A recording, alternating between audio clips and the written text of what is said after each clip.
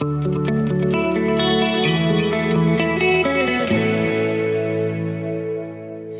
guys, welcome back to the Discipline Life Podcast, the place where we talk all about power differential relationships and domestic discipline. I'm Arya, and this is my husband, Coda. We're back again. And on today's episode, we are going to start a little series for the next several episodes talking all about the pillars of domestic discipline and what you need to have in your relationship in order to have a successful domestic discipline relationship. So on today's episode, this first pillar that we're going to be talking about is trust. And that's the big one. That's why we're starting with that one. Well, because without trust, your entire relationship can and probably will fall apart at some point. That's correct. You have to have the trust component. That's how things either succeed or fail, for sure. So, as I like to start out these episodes, let's define what is trust in a relationship. I should have gotten the dictionary definition. I'm sure ready. We can figure this one out. Okay, you give me yours. I'll give you turning mine. the tables on me, Yeah, making me go first. Yeah, you get to go first. I would describe trust within a relationship as the ability to have a basic understanding of outcome. Okay. And also being able to, and what I mean by that is knowing that, like in my situation, when my husband says something, I know that that's what he means. I know that's what's going to happen. So if he says, this is the plan, I know that that is what's going to happen. I trust that his words hold weight. I also have a trust to understand, to have security. So security is a big part of trust, to know that you're going to control yourself, talking to Coda right now. But so trust to me is understanding that to be able to have predictable outcomes and to also have an understanding of what to expect based on past behaviors. And I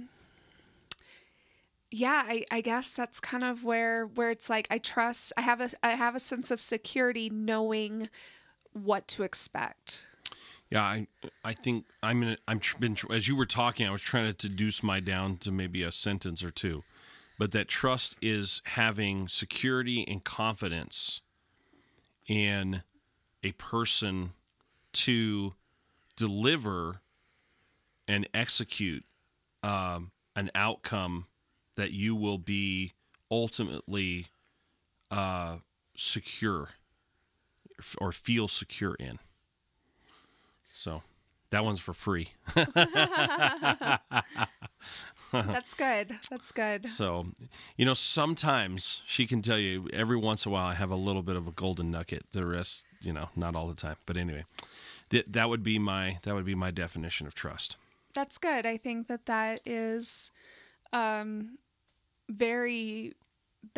much nutshelled what I was trying to say, where trust is ultimately understanding that you have the integrity to do what you say you're going to do, but it's also the flip side of it is I trust you to control yourself, to control the situation, to control the outcome, and also to keep me safe, to have my best interest at heart, and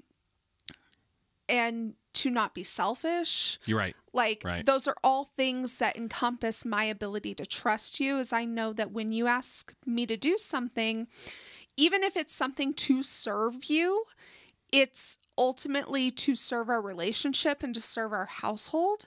It's not a, you're beneath me, woman, so do this thing. No.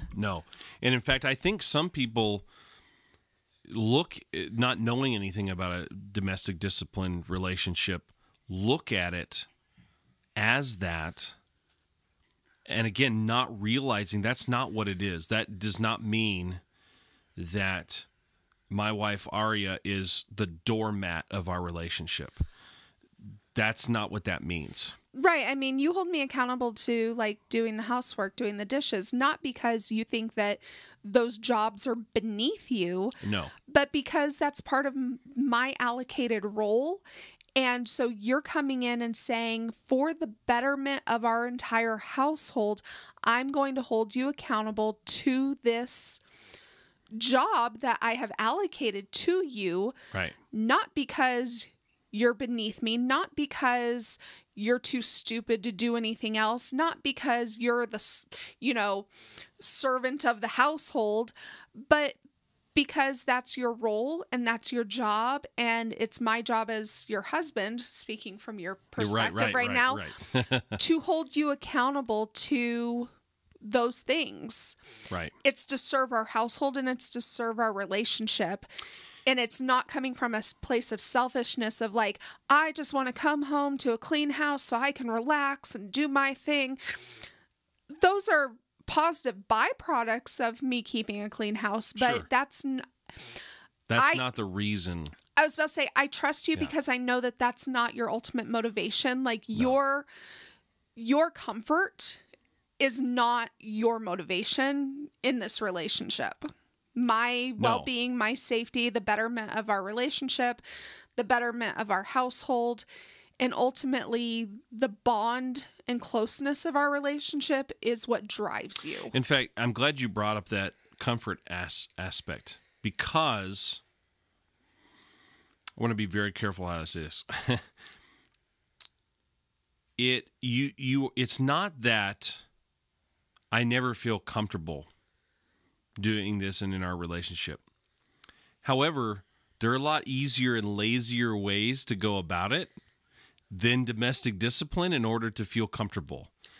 I was just gonna, I just thought of that myself too. Right. I'm like, if your comfort and your ease of existence was your main motivation, this doesn't work. Domestic discipline is not necessarily something you want to sign up for. No, because sometimes you have to deal with situations. You have to delve out punishments. You have to hold accountability when it's not convenient. Right.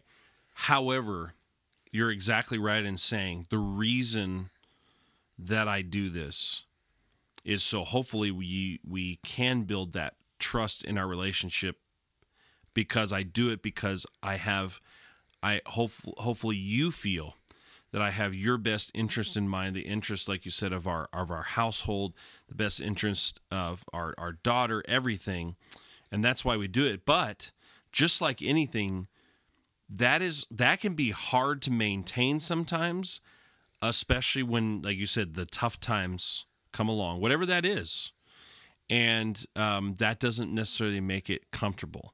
So I don't want anybody thinking, oh, yeah, the domestic discipline, that's just the easy way to get your wife in line so you can just have it your way. Nope, this isn't Burger King. You don't get to have it your way. This is for the good of everyone. And I think as the leader of the home, you really have to have that big picture in mind. Or hopefully, gosh. Yeah. But honestly, I was going to say, I'm talking a lot about trust from my standpoint, as far as being able to trust you not only to make the decisions, to have the best interest of me and our home and our relationship at the forefront, trusting that you're going to keep me safe and not cross some boundaries when we are in the midst of discipline, and not take things too far. Those are all things that I have to trust you on. But what are some things, because I don't think we've really ever delved into this topic from this standpoint, what are some things as the husband, as the leader, as the dominant partner in this relationship, what are some things that require trust on your part? Like, how do you need to be able to trust me? Because I think it goes both ways. You have to be able to trust me. Yeah. I'm just not sure, like, how does that relate to my role in relation to you?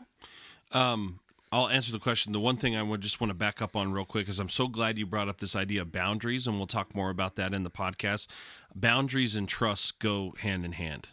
And so I think we'll kind of get into that as we go. Some of the things that I have to trust, well, the first thing that I know that I constantly have to trust you in is that when I'm not around, you're going to be honest about if you blow it. I have to trust that because I can't be around you 24/7. I have school, a job, all these other things that I'm outside of the home with. And even when I'm home, sometimes you go off grocery shopping or you're doing whatever for the home, and I'm not always with you. So I have to trust that if you go beyond one of the boundaries or one of the rules that we've set or whatever, that you're going to be honest with me. So that's definitely where, and I can say to everyone listening, I never question that. And my trust is never shaken in Aria about whether or not she will be, because she always is. Even if she comes in and I can tell she doesn't want to tell me. Like, she really doesn't want to tell me because she knows what the outcome's going to be, but she does anyway. And I trust her to do that. Some of the other areas is that I trust you to trust me. That's kind of I know that sounds kind of funny, but I do have to have a certain amount of trust that you are going to, in fact, give me the baton and give me the authority to take upon myself the leadership role in order to help our family and our relationship and to accomplish all the goals that we want. And sometimes that is not hard to trust you, but I will say, man, I don't know if I would trust me sometimes, because there are situations where I've had to go, man, I have to take some time to think about this because this is a big decision and I don't even know if I know what to do in this situation. But it all comes back to, I have to trust that you will trust me to make the right decisions, even the big decisions when they come down. And those are probably the two biggest things that I have to trust in. One thing you didn't mention, because I don't necessarily think this is prevalent to our relationship because of who we are, but I think that a bit, and it just popped into my mind right now, but I think a big part that men have to trust women with in domestic discipline is you have to trust that I am not going to use this relationship structure against you. Actually, I was just about to go to that third thing. Oh, okay. Yeah. And that's the third big one, is that you're not using this to somehow this be your own way of getting control or turning the tables. Oh, I was going to even go one step further, and let's say something happens in our relationship and, we end up, now this would never happen with us because, and never say never, I know, but let's say we found ourselves in a situation where we separate. And, I hope this never happens, but. And, but this is a very real situation for many couples is the prospect of separation and divorce. Sure. And can be, yeah. And legally, there is no difference between domestic discipline and domestic violence. Legally. Right. I see what you're, yeah. Now, there's a huge difference in relationship structure and, these pillars of what creates a successful domestic discipline is what defines the difference, right? Right. Because in domestic violence, there is no consent, there's no consideration, there's no trust, there's no security, there's no, boundaries, there's no, right. And so there is a huge difference, but as far as the legal system is concerned, yeah, there's not a big difference. And so you have to trust that in the event that something is to happen in our relationship, you have to trust that I am going to not use that against you to get what I want from the legal system.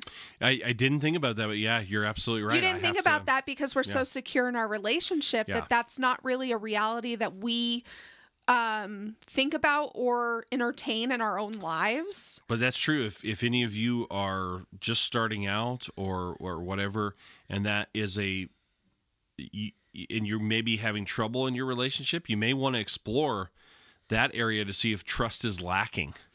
And I was going to say, that's why Yeah. I think that boundaries are so important, to kind of segue into that conversation. That's why boundaries are so important, because in order for you to trust me that I'm not going to claim victimhood from that, is you also have to respect my boundaries so that I can trust your intentions. Yep.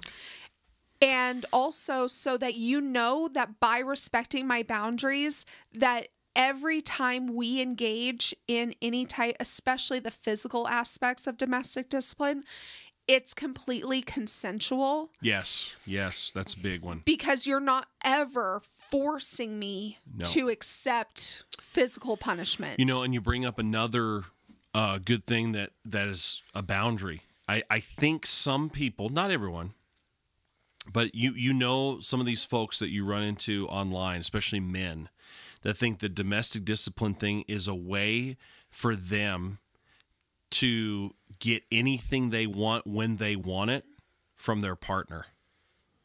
Whether that be, sexually. Sexually, yeah.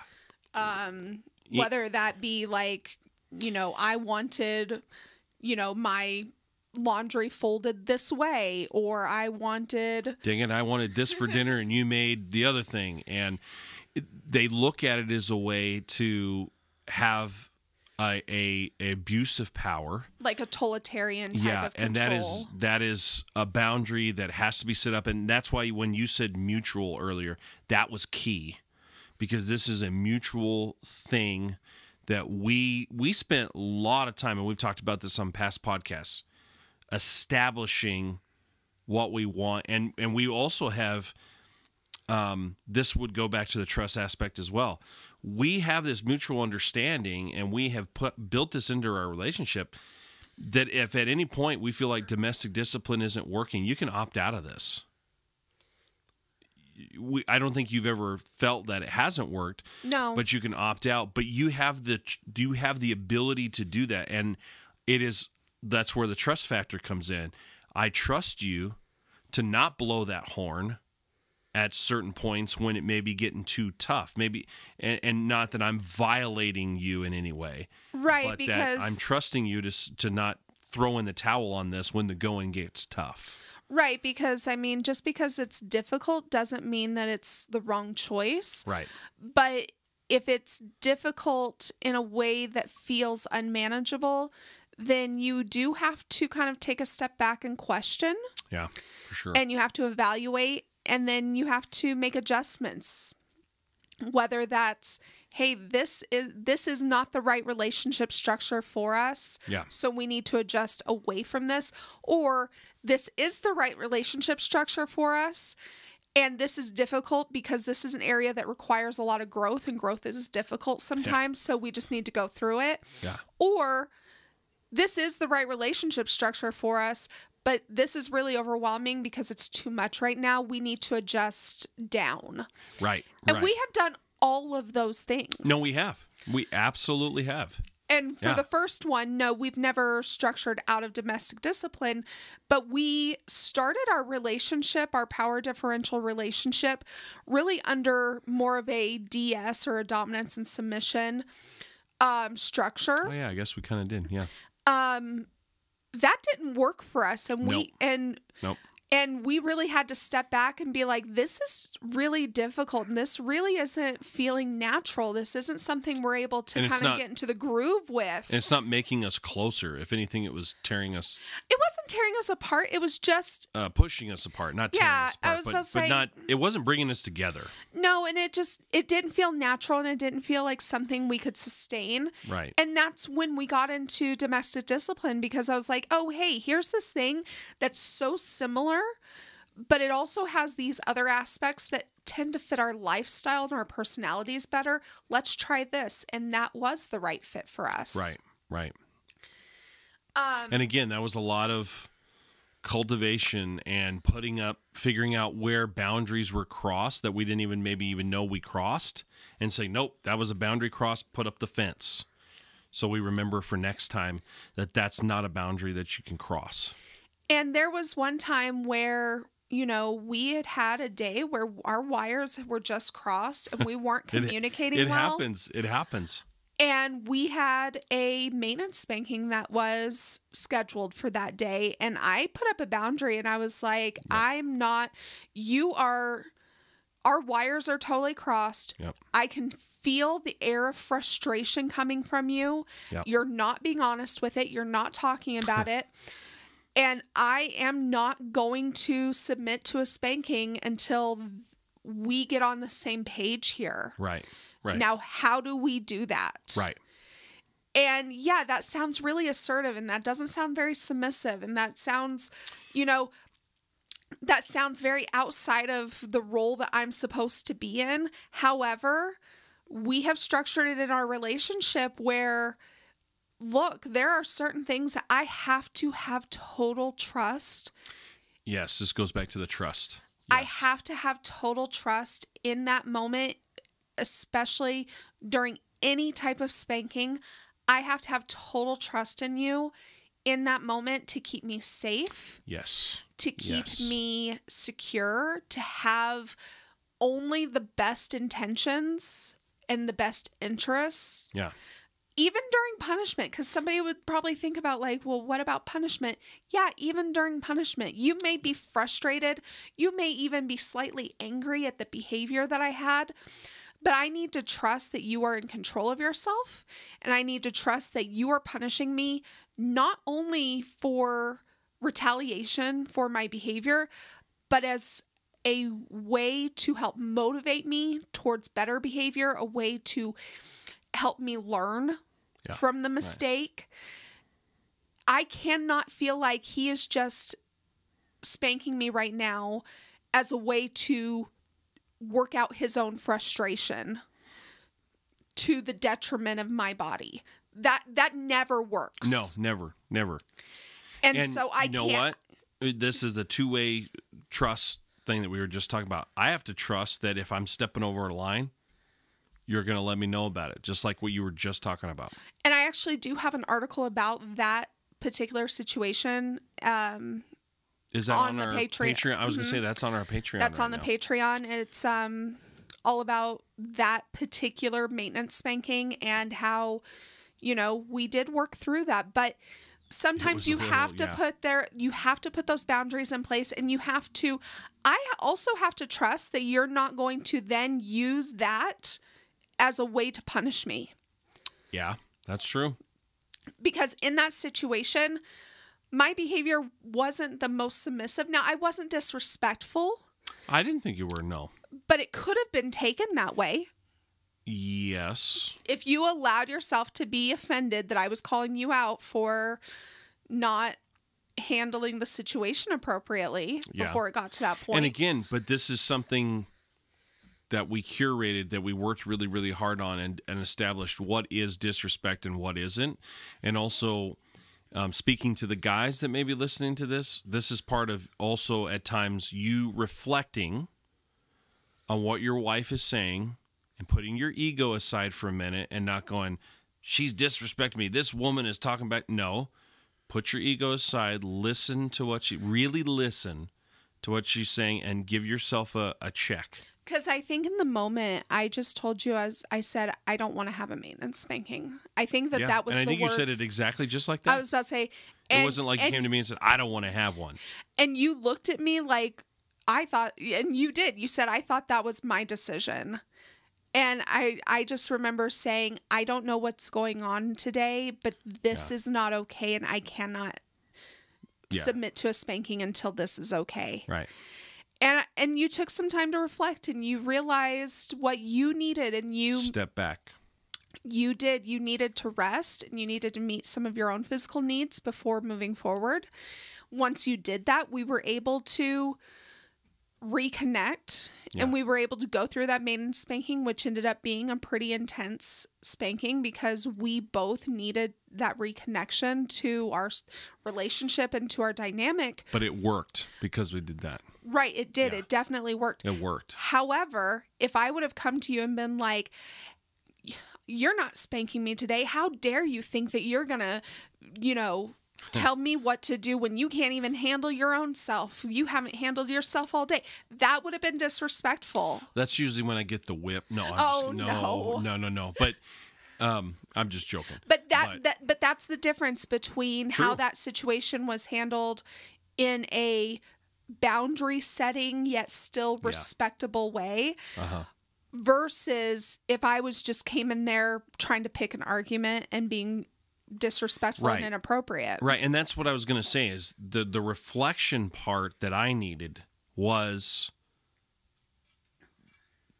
because you didn't come in, well, I don't want a maintenance spanking. You didn't say it like that. That's why I said you said it very much like I can't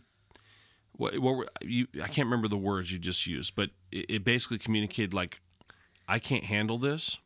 And to a certain extent, you can't either. And so I had to reflect on that and go, you know what? Yeah, this is not, it's just like if you punish your kids, I don't care what punishment system you use for your kids, don't punish them out of anger.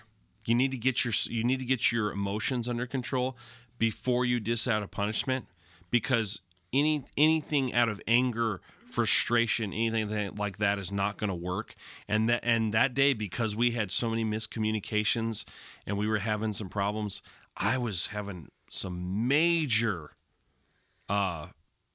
frustrations and she's nodding yes. She's nodding yes.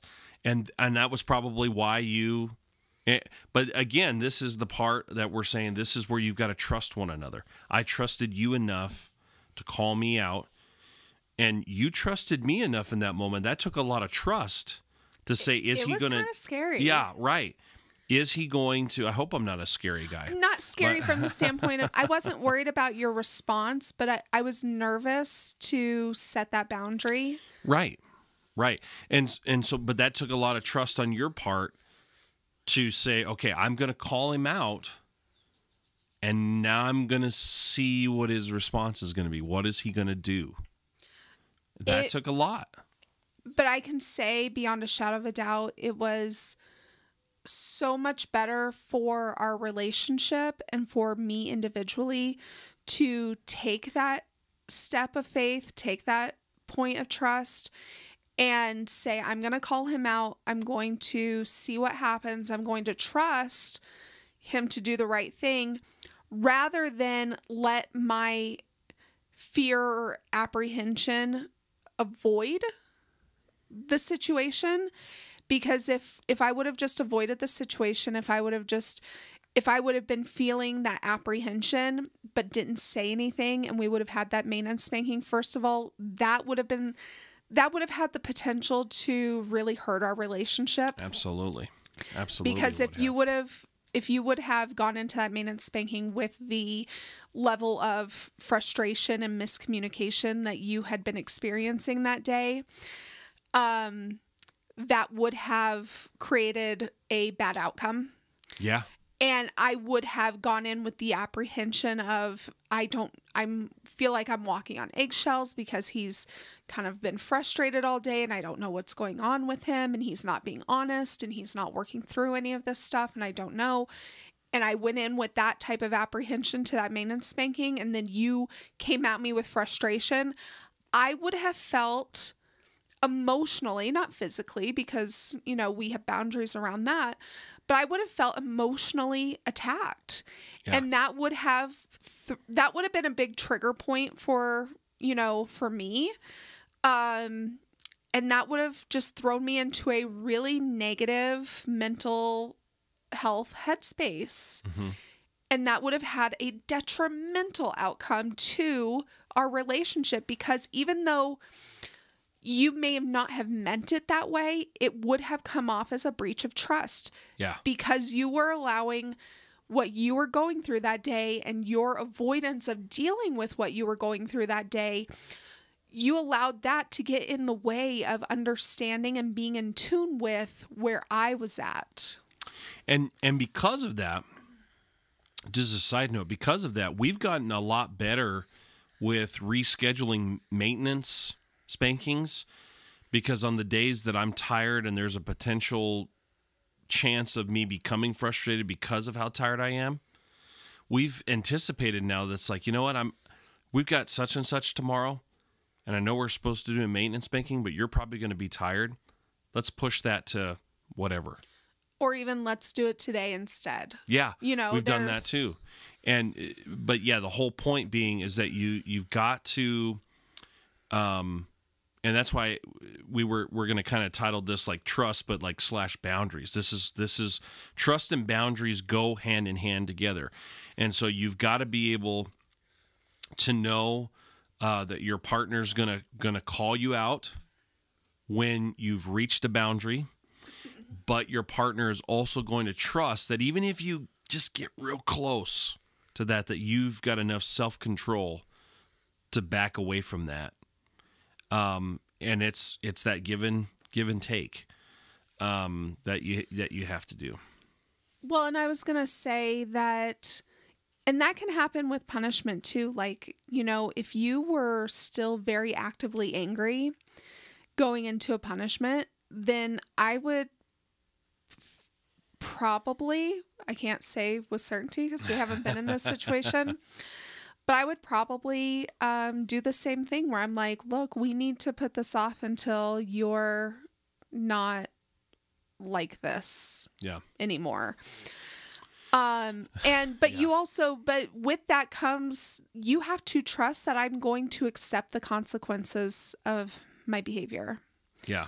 You have to trust that I am going to yield to the discipline aspect of our relationship.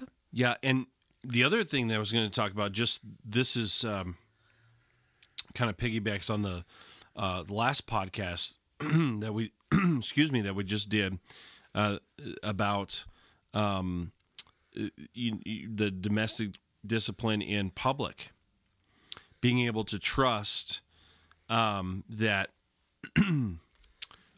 You're going to keep those things to yourself, the things that happen, that you're not going to go out and broadcast to the world. Can you believe what my husband did? Man, he really screwed up this week, and you're telling your girlfriends or your mom or whoever. I have to really trust that when I blow it or when I'm doing well, that still is all staying within the relationship. That takes a lot of trust too. Mm-hmm. This may be, I think it's relevant. You can tell me if you think I'm going way down a rabbit hole here, but I think it's relevant. One of the things you have to establish also in this relationship, you need to be very, very, in your relationship, you need to have certain things that need to be open and not off limits. So for example, this may sound very, very, so you may say, Coda, this is very obvious, but my wife has full access to my emails, to my texts, to things on my phone. Now you may go, okay, why is that important to a domestic discipline relationship? It is important because she can't trust me to lead our home, to be the father that I need to be to our daughter, to be all these things, if she thinks I'm hiding something. Now, I don't think, and correct me if I'm wrong, if you think I've ever hid anything. No. Or you've been like, I wonder if he's hiding something. But I hopefully, if your answer is no, what you just said, I think it was that you say that I've always tried to develop this trust with you by saying, hey, my phone here's my code to my phone. You can take a look at it anytime you want to. And I don't really have like a huge desire to look through your stuff. Well, no, and I'm not saying that. And so because I do trust you, because your behavior has shown that. Now, I will say but that's why I brought it up. Yeah, I was going to say, now the only thing with that is you have this habit because you are very much like, I need things to visually look very aesthetically pleasing and I need things to be very, very simple. You delete text messages and you delete emails. Yeah, because well, anyway, we don't need to go into that. And it stresses me out. And I had a ex-boyfriend who would use my phone but then delete all of his text history. Oh, yeah. And right. I realized like that created a lot of trust issues with that person because he was a bad person. He was, you know, not doing what he was supposed to do.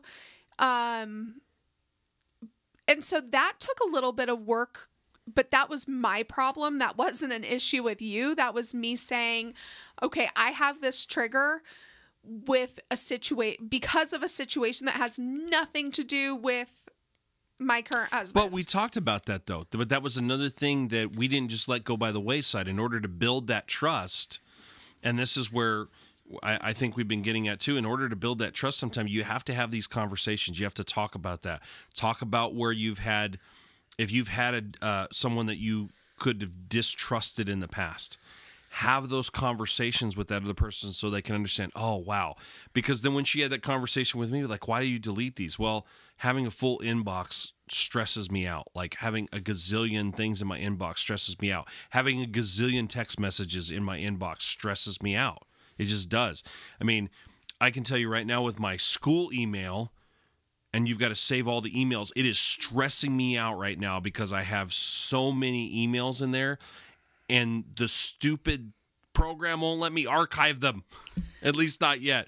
And so, but my point being is that we had this conversation. So she went, oh, that stresses you out. You're not doing it because you're trying to hide something from me, or being distrustful is not a word.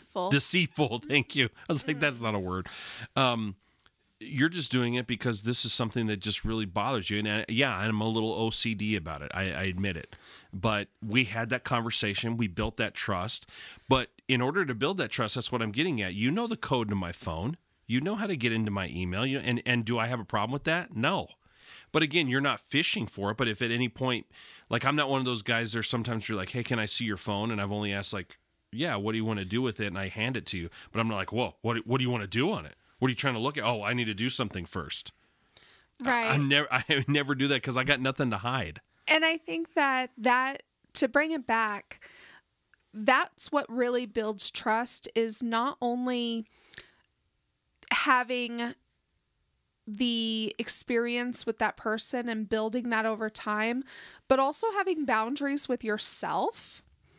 So you know that you can trust me to not go out and play victim and tell everybody what a horrible person you are. Right. Because I have the boundary with myself that what happens in our relationship stays in our relationship and stays private between us. That's a boundary that I've built into myself. So because I have that self-imposed boundary on my behavior, you know that you can trust me in that way. Right. Exactly. And you know that if anything ever happened to our relationship, I have the boundary that, you know, I'm not going to play victimhood to withhold anything from you. Right. In the legal system. Yeah. Yeah. And then these are all things that are cultivated through realizing that this is something that's mutually decided in the relationship, and then you begin as you go along your journey to discuss things and to tweak things like we've talked about in past podcasts, and to try to do all of these things in order to cultivate trust. And if trust is violated for whatever reason, you try to do whatever you can to make that right and to rebuild that trust in that area. And sometimes that can be taking a break from your dynamic. Which we've done. Mm-hmm. We mentioned that, I think, I can't remember which podcast we mentioned that. A couple podcasts when we ago. took a break for a little while to just reassess. And that's okay. That's okay.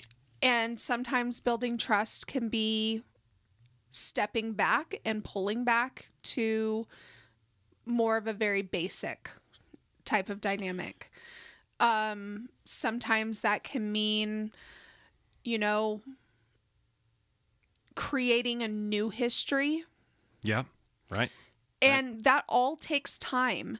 It is so much easier to get trust and maintain it the first time than it is to fix a broken trust. Right. Exactly. And so my biggest advice is, if you have not had the experience of a major breach of trust, now there's going to be little things that come up here and there, and little things aren't too bad. Relationships. Right.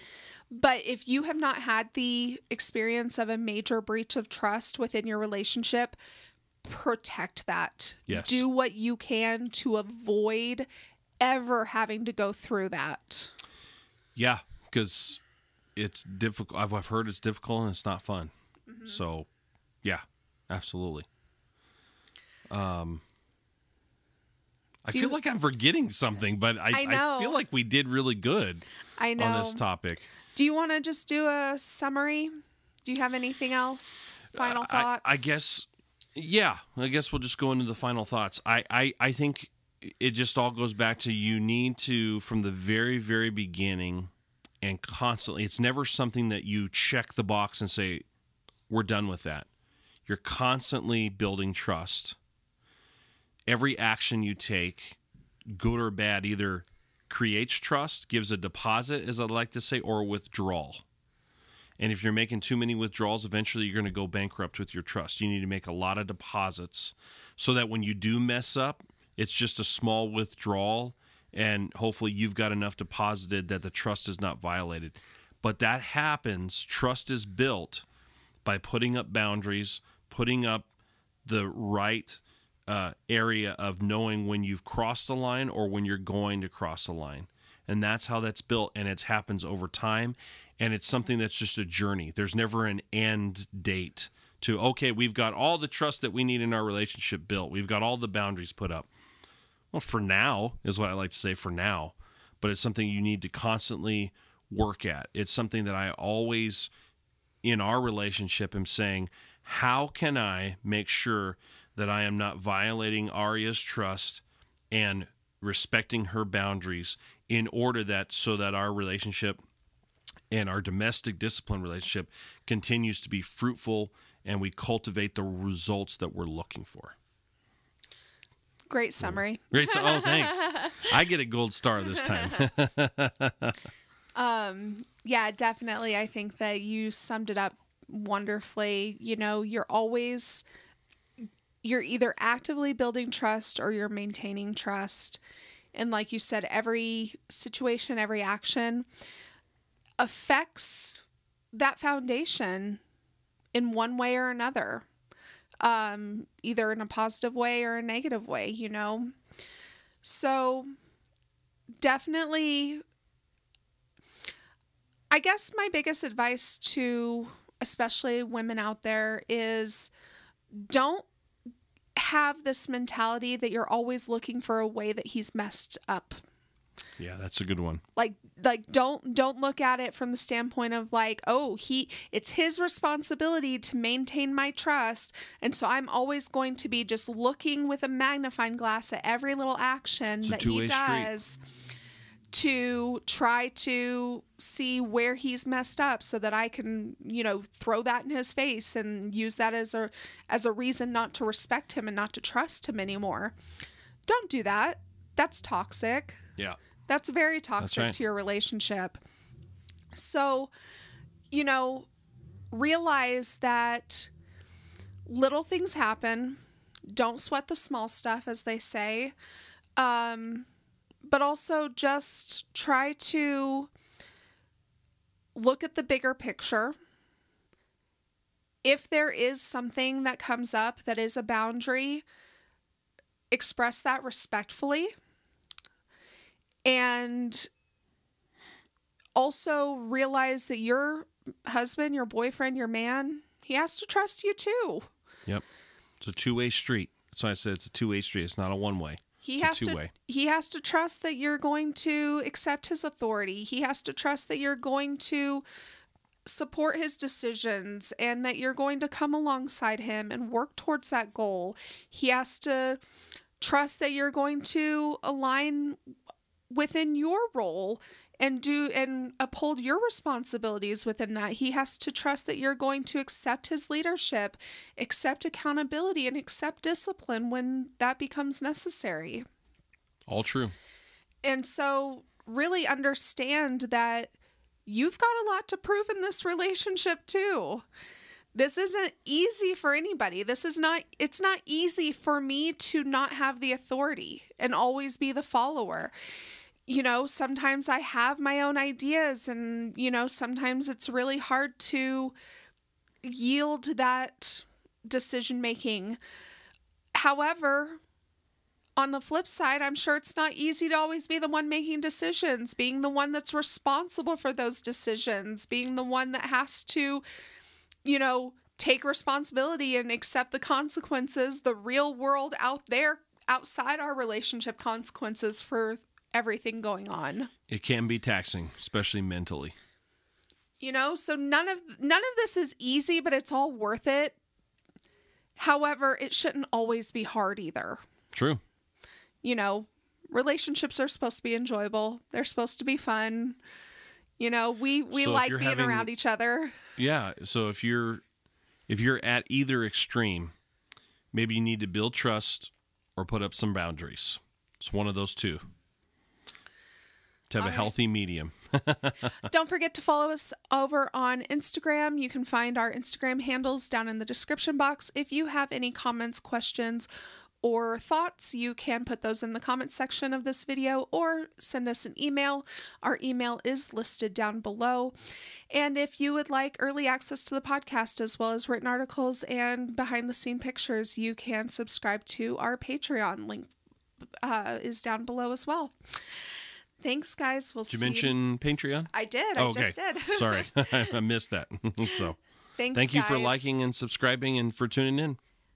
See you next time. See you later.